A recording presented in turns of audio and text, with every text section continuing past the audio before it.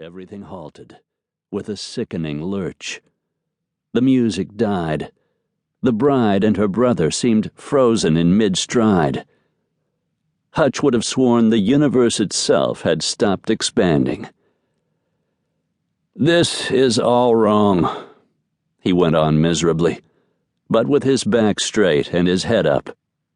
It wasn't as if he hadn't broached the subject with Briley before. He'd been trying to get out of this fix for weeks. Just the night before, in fact, he'd sat Briley down in a vinyl-upholstered booth at the Silver Lane snack bar and told her straight out that he had serious misgivings about getting married and needed some breathing space.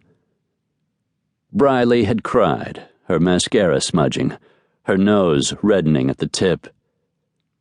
"You don't mean it," she'd said, which was her standard response to any attempt he made to put on the brakes before they both plummeted over a matrimonial cliff. "You're just nervous, that's all. It's entirely normal. But once the wedding is over and we're on our honeymoon..." Hutch couldn't stand it when a woman cried, especially when he was the cause of her tears. Like every other time, he'd backed down, tried to convince himself that Briley was right. He just had cold feet, that was all. Now, though, push had run smack up against shove. It was now or never. He faced Briley squarely.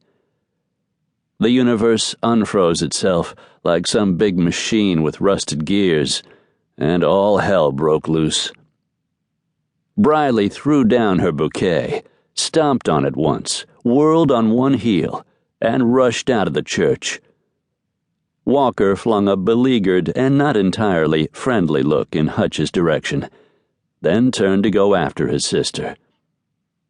The guests, already on their feet in honor of the bride, all started talking at once, abuzz with shock and speculation.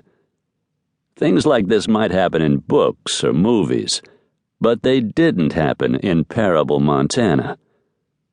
Until now, Hutch reflected dismally. He started to follow Briley out of the church. Not an easy proposition with folks crowding the aisle. He didn't have the first clue what he could say to her, but he figured he had to say something.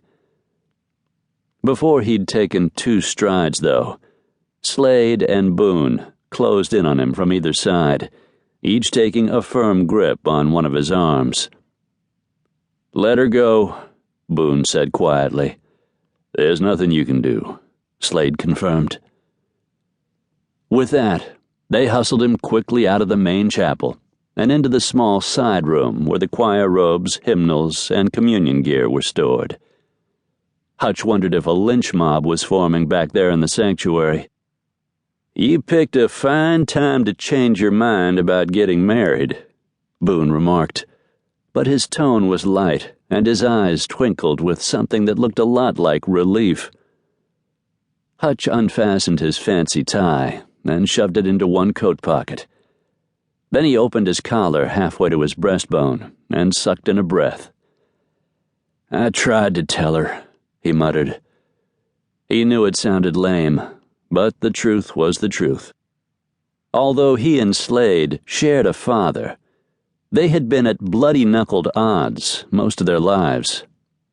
They'd made some progress toward getting along since the old man's death and the upheaval that followed, but neither of them related to the other as a buddy, let alone a brother. "Come on out to our place," Slade said, surprising him. "You'd best lay low for a few hours. Give Briley and Walker a little time to cool off." Hutch stiffened slightly, though he found the invitation oddly welcome. Home, that being Whisper Creek Ranch, was a lonely outpost these days, which was probably why he'd talked himself into proposing to Briley in the first place. "I have to talk to Briley," he repeated. "There'll be time for that later on," Slade reasoned. "Slade's right," Boone agreed. Boone, being violently allergic to marriage himself, probably thought Hutch had just died.